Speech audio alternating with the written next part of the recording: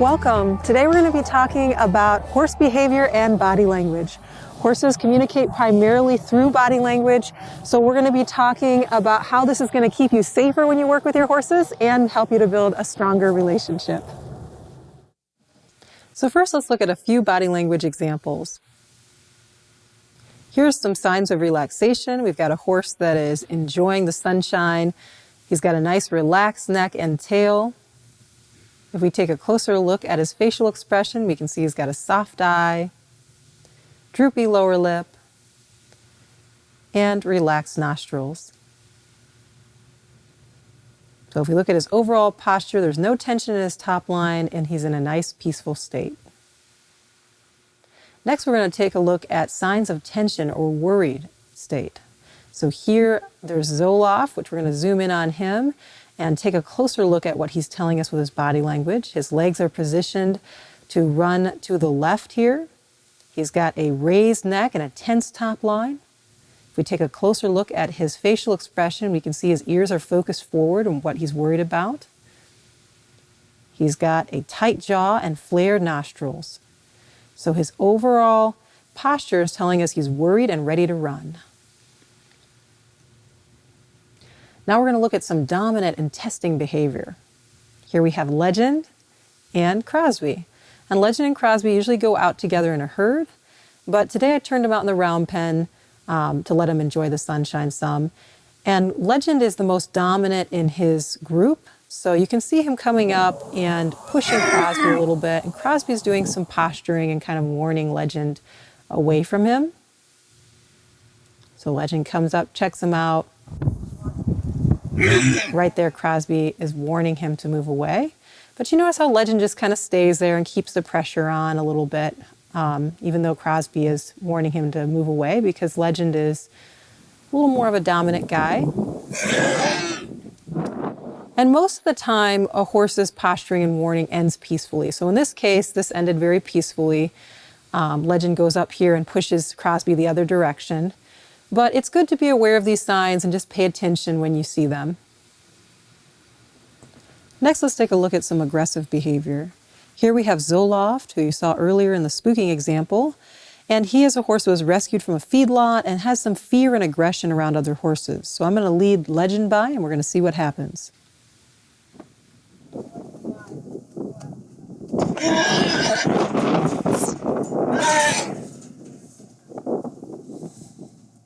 So as we take a closer look at Zoloff's posture, we can see he's got a tense top line.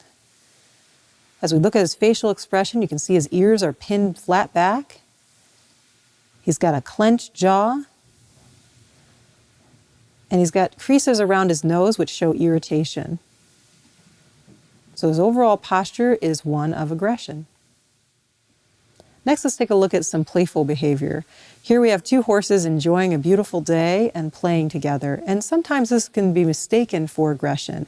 But let's take a look at some key differences here. So first off, we have lifted tails, which is a sign of excitement and playfulness. And we have a nice soft eye on this horse, even though he's rearing up. And you can see how his ears are not pinned back.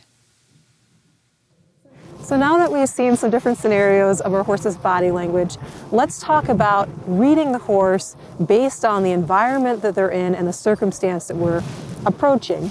So sometimes we'll see two body languages that look pretty similar, but actually mean different things. So let's talk about two examples of this. So here we have aggressive versus listening, and if we look at these two postures, they can look kind of similar at first glance. But if we take a closer look at the eyes and nose and overall expression, we can see how different these two positions are. Here we have a horse who's being saddled, and she's swishing her tail to get the flies away. You can see her expression is nice and relaxed as she's having the saddle be put on. Now we have the same horse, but this time when she's being saddled, she's swishing her tail out of irritation or possible pain. And we can see that because the rest of her body language is displaying discomfort. So now we've talked about a few examples of body language in different scenarios and how body language can differ in different situations. So how does this help us with our safety when we work around our horses? I'm going to show you a couple examples of me working with the horses on the ground and showing you how I'm handling them based around how they're displaying their body language. So in a minute, Gidget the cat is going to come running around this corner. So I'm walking with Meg, and right here she displays some tense, worried behavior. So I'm going to back her up, ask her to relax, and there she goes to graze. So I'm going to get her attention back on me, reassure, and then walk off with her. Here I'm working with Zoloff, who we talked about earlier. He's a rescue horse, and he has a tendency to bite when being handled. So I'm just working on being able to approach him here on his side without him biting me. So I'm using this stick to kind of tap my shoulder and wave a little bit in front of me to prevent Zoloff from coming in and biting me. And you can see how his body language, he's leaning forward into my space and he's kind of threatening to come in and bite me. So I'm staying in a nice relaxed posture and just blocking. Got a nice loose line there. And right here, Zoloff relaxes a little bit and lets me go up and rub him. So I'm just petting him with my stick here, and he's relaxing. And then I'm going to walk away to reward him there. Once we understand how to read our horse's body language on the ground, and we've developed a good skill set there, we're ready to move under saddle. When we're under saddle, we can't see much of our horse's body language. So how do we communicate with them under saddle clearly so we can work together as a team? The way I communicate with my horse in riding is through feeling. Since I can't see him, I'm feeling what's going on underneath me. We can feel everything from where their attention is. Here, Legend is thinking forward a little bit. And then if I put my leg on him here, I ask him to move off my right leg, so I'm checking in with him there. So we can feel everything from where their attention is to how their emotional state is, if they're tense, if they're relaxed, if he's in balance or out of balance.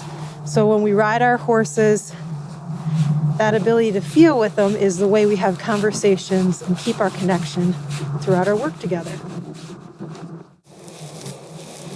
When it comes to developing your feeling, this is something we're always improving as riders. I'm still working on improving my feeling, and a couple tools that have helped me are, one, having a knowledgeable professional watch you from the ground and give you some feedback in the moment. This can help you to be able to understand what you're feeling better and if it is really the direction you want to be taking, if it's accurate.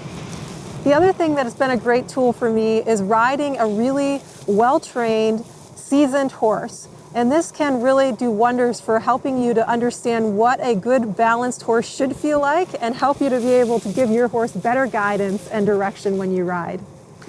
If you guys have anything to share about body language that you have observed in your horse or any further questions that you have, you can let me know in the comments below.